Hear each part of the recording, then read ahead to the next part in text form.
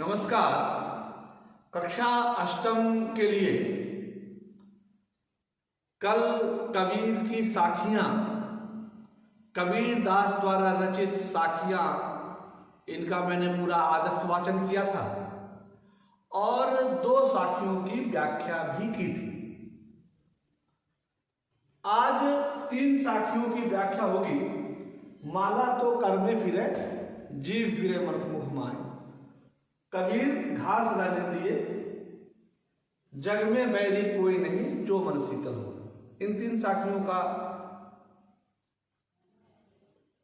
अर्थ बताऊंगा, लेकिन पहले कबीरदास के बारे में एक छोटी सी बातें मैं आपको और बताना चाहूंगा कि कबीरदास जी जनता के कवि थे और उन्होंने कुछ लिखा नहीं। कल मैंने उल्लेख किया था कि मसी कागज छुओ नहीं, कलम गहो नहीं हाथ, कुछ भी नहीं लिखा। उनके मुख से कविता रिश्ती थी, स्वयं निकलती थी।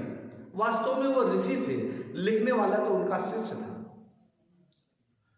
बहुत सारी कहानियां हैं कबीरदास जी के बारे में, एक नहीं अनेक कहानियां हैं, और जो उनके जीवन और चरित्र को परिलक्षित करती हैं और हमें उनसे प्रेरणा लेने के लिए प्रेरित करती हैं। बहुत सारी कहानियां हैं और जो जीते थे उसी को बोलते थे और उसी को बोलते थे, वही कविता बन जाती थी।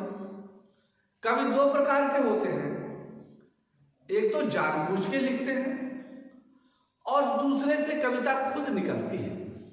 तो कबीरदास जी दूसरे कोटि के कवि थे, स्वाभाविक कवि थे। किसी भी अंधविश्वास को नहीं मानते थे, इन सबको ढोंग मानते थे। छुआछूत, अंधविश्वास, ऊंच नीच, इन सबको बिल्कुल नहीं मानते थे और हमें प्रेरित करते थे कि इनको हम भी ना माने। बहुत सारी उल्टवासियां हैं उनकी। कहते हैं कबीरदास की उल्टी बानी बरसे कंबल भीगे पानी। ऐसा हो सकता है कि कंबल बरसे और पानी भीगे, लेकिन नहीं, यह प्रतीकात्मक है। कंबल यहां जीवात्मा है, पानी परमात्मा है। तो जब जीवात्मा परमात्मा की भक्ति में लीन हो जाती है तो परमात्मा खुद उसके अधीन हो जाता है। नदियां बीच नैया डूबत जाए, नदी में नाव डूब रही है, तो यहां नदी जीवात्मा है, नदी परमात्मा है और नाव जीवात्मा है। वही चीज कि जीवात्मा जब परमात्मा में इस तरह लीन हो जाती है, इस तरह उसकी भक्ति में तल्लीन हो जाती है, तो परमात्मा रूपी नदी स्वयं नाव रूपी जीवात्मा में समा जाती है। ऐसे बहुत सारी उल्टवासियां हैं। अब मैं इन पर समय नहीं जाया करूंगा, अभी सिर्फ जो है इन कविताओं पर जो बाकी छंद बचे हैं। तो तीसरा छंद था, कबीरदास जी कहते हैं, माला तो कर में फिरे और जीभ फिरे मुख माही, मनुआ तो दहु दिसी फिरे, यह तो सुमिरन नाही कबीरा, यह तो सुमिरन नाही। तो कहते हैं माला तो कर में फिरे, कर मतलब हाथ। तो माला जपने वाले, उनके हाथ में माला होती है और माला जपते रहते हैं, राम राम राम राम राम राम राम, ऐसे माला जपते रहते हैं। तो माला तो कर में फिरे, और जब माला कर में फिर रही है तो जीभ मुंह के भीतर राम राम राम ओम ओम ओम, तो जीभ भी फिरे मतलब घूमती है। कहां? मुख माही, मुख माही मतलब मुख के भीतर। और मनुआ तो दहु दिसी फिरे, यह तो सुमिरन नाही कबीरा, यह तो सुमिरन नाही। तो कबीरदास जी कहते हैं, हे संतो, माला फेरते हो और माला आपके हाथ में फिरती है और जीभ मुंह में घूमती है, लेकिन मन पर आपका नियंत्रण ही नहीं है। मन चारों दसों दिशाओं में, मनुआ तो दहु दिशि फिरे। मनुआ मतलब मन कहां फिरता है? दहु दिशि, दहु दिशि। और ये दहु दिशि में अनुप्रास अलंकार है। दो वर्ण की आवृत्ति लगातार हुई एक ही क्रम में। तो माला तो कर में फिरे और जीभ भी फिरे मुख माही। मनुआ तो दहु दिशि फिरे, यह तो सुमिरन नाही कबीरा, यह तो सुमिरन नाही। कबीरदास जी कहते हैं यह सुमिरन नहीं है, यह स्मरण नहीं है, यह परमात्मा का भजन नहीं है। क्योंकि परमात्मा का भजन तो मन से होता है। ऐसे ही एक और दोहा इससे मिलता जुलता उन्होंने लिखा है कि माला फेरत जुग भया और फिरा न मन का फेर, ओ कर का मन का दारी दे, मन का फेर कबीरा, मन का फेर। कह रहे कर से फेरी जाने वाली माला को फेंक दो और मन से मन की माला जपो। तो कबीरदास जी ने यहां पर माला फेरने को कर्मकांड बताया है और कहा है इससे कोई कल्याण होने वाला नहीं है। क्योंकि जब तुम माला फेरते हो तो तुम्हारी जीभ मुंह में फिरती है, माला हाथ में फिरती है, लेकिन मन पर तुम्हारा कोई नियंत्रण नहीं है। और जब मन पर नियंत्रण नहीं है तो ऐसे प्रभु के स्मरण से किसी भी प्रकार का कोई फायदा नहीं। फिर आगे दूसरा दोहा है,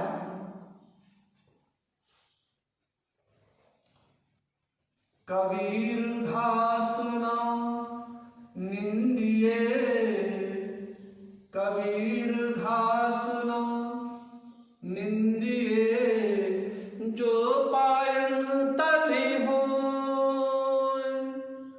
और उड़ी पड़े जब आंख में, खड़ी दुहेली हो ये कबीरा, खड़ी दुहेली हो। तो देखो घास के दो अर्थ हैं इसमें। घास शब्द के दो अर्थ हैं यहां पर। एक अर्थ है घास का, घास तिनका, और दूसरा अर्थ है निम्न वर्ग। देखिए ये कम्युनिस्ट लोगों को क्या लगता है कि निम्न वर्ग की चिंता हमने की है। कार्ल मार्क्स से शुरू हुई निम्न वर्ग की चिंता, लेकिन भारत की जो ये परंपरा रही है, कबीरदास देखो कबीरदास जिस समय के हैं उस समय कार्ल मार्क्स का, मार्टिन लूथर का कहीं जन्म ही नहीं था, आता पता ही नहीं था। लेकिन कबीरदास जी ने इस दोहे के माध्यम से समाज के आम आदमी की चिंता व्यक्त की है। और क्या कहते हैं देखिए, पहले दो अर्थ हैं इसके।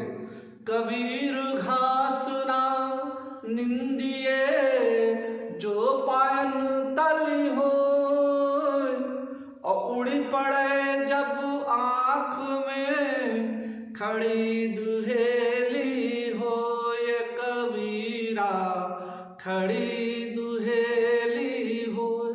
तो पहले हम घास के अर्थ में लेते हैं। कबीरदास जी कहते हैं घास की निंदा नहीं करनी चाहिए। क्यों? क्योंकि घास की निंदा करोगे और किसी दिन हवा का झोंका मिला, घास उड़ करके आंख में पड़ गई, तो खड़ी दुहेली हो, बहुत दर्द होगा। दुहेली मतलब दर्द होगा, बहुत कष्ट होगा। लेकिन दूसरा अर्थ ज्यादा सटीक है, क्योंकि कभी घास की निंदा से क्या मतलब हुआ? घास तो घास है, उस पर लोग चलते हैं।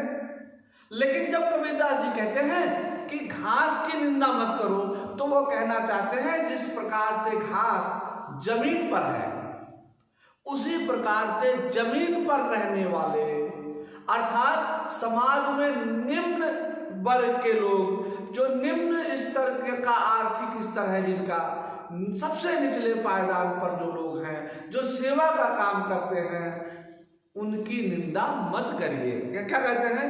कबीर घास ना निंदिए।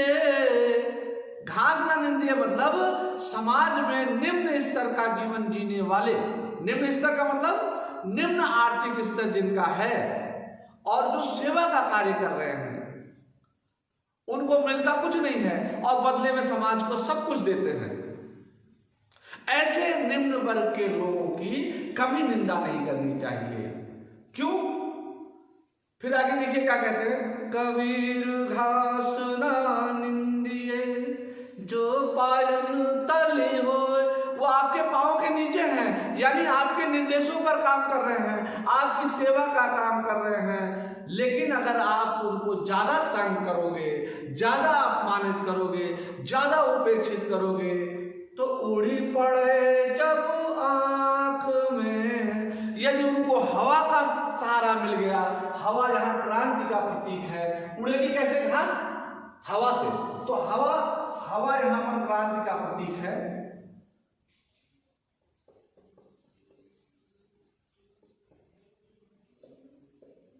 कहते हैं यदि हवा का सहारा यानी क्रांति का सहारा मिल गया और वो उड़ गए, यानी उन सब ने क्रांति कर दी, तो खड़ी दुहेली हो ये कबीरा, खड़ी दुहेली हो। तो तुम्हारी ये जो समाज की बनी बनाई व्यवस्था है, इसको उलट पलट देंगे, सब कुछ नष्ट कर देंगे। इसलिए कबीरदास जी कहते हैं, हे सज्जनों, समाज में जो सबसे निचले पायदान पर हैं, जो समाज से लेते बहुत कम हैं, समाज को देते बहुत ज्यादा हैं, ऐसे लोगों की कभी निंदा नहीं करनी चाहिए। ऐसे लोगों की निंदा क्यों नहीं करनी चाहिए? क्योंकि अगर आपने इनकी निंदा की, इनकी उपेक्षा की, इनकी बेइज्जती की, इनका अपमान किया और ये एक हो गए और इन्होंने क्रांति कर दी, तो आपकी जो सारी बनी बनाई व्यवस्था है यह नष्ट हो जाएगी। और दुनिया में बहुत बार ऐसा देखा भी गया है। कार्ल मार्क्स ने तो ये बाद में कहा, दास कैपिटल लिख करके, लेकिन कबीरदास जी ने इसको बहुत पहले कह दिया था। और राम जी ने देखिए सेवरी की जूठी बैर खाते हैं। हमारे समाज में यह निम्न वर्ग के लोगों को की चिंता करने की बहुत पुरानी परंपरा रही है। समाजवाद यदि वास्तव में कहीं से शुरू हुआ है तो भारत से ही शुरू हुआ है। लेकिन हम क्या करते हैं, समाजवाद के प्रणेता कौन? तो कहेंगे कार्ल मार्क्स हैं, हम कहेंगे जो है फ्रांस है। लेकिन नहीं, फ्रांस के लोग, यूरोप के लोग जब जीवन जीना नहीं जानते थे, जब जंगली थे, उस समय भी हमारे यहाँ ये सारी चीजें चलती थी। अगला अंतिम छंद है इसमें, अंतिम दोहा, कि जग में बैरी कोई नहीं जो मन शीतल हो, और या आपा को डारी दे, दया करे सबको ये कबीरा, दया करे सबको। तो जग में बैरी कोई नहीं।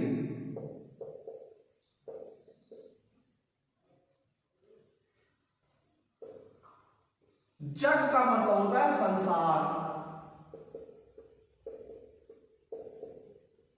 यानी विश्व। इस संसार में उस व्यक्ति का कोई बैरी नहीं है। बैरी का मतलब शत्रु, कोई भी बैरी नहीं है। यदि आपका मन शीतल है, यदि मन शीतल है, तो संसार में, सृष्टि में कोई आपका शत्रु नहीं है। और संसार में आपका शत्रु होता क्यों है? आपा। आपा मतलब अहंकार, आपा मतलब अहंकार।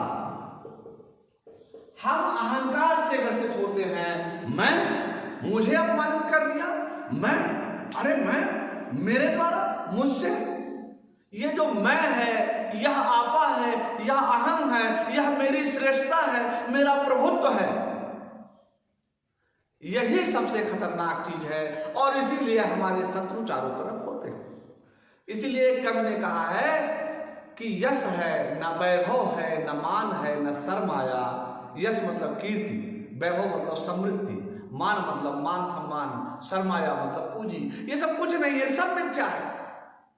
और जितना ही दौड़ा तो उतना ही भरमाया। प्रभुता का शरण बिंब केवल मृतृष्णा है, हर चंद्रिका में छिपी एक रात कृष्णा है। तो प्रभुत्व स्थापित करने की इच्छा कौन रखेगा? जो अंदर से बीमार होगा, जो व्यक्ति अंदर से बीमार होगा, जो मानसिक रूप से रुग्ण होगा, जो मनोग्रंथ की श्रेष्ठता का शिकार होता है, वही दूसरों पर अपना प्रभाव जमाना चाहता है। और जितना वो दूसरों पर प्रभाव जमाना चाहता है, पूरी दुनिया सामने उसकी झुकती हुई जो दिखती है, लेकिन सब उसके शत्रु होते हैं। इसलिए कबीरदास जी कहते हैं, या आपा को डारी दे, इस आपा को, इस मनोग्रंथ की श्रेष्ठता को, इस सुपीरियरिटी कॉम्प्लेक्स को डारी दे मतलब फेंक दे। दया करे सबको ये कबीरा, दया करे सबको और सब पर दया करे। तो इस तरह से आज कबीरदास जी की साखियां संपूर्ण हुई। कल इसका प्रश्न उत्तर कराऊंगा मैं। आज के लिए सिर्फ इतना ही। तब तक के लिए धन्यवाद।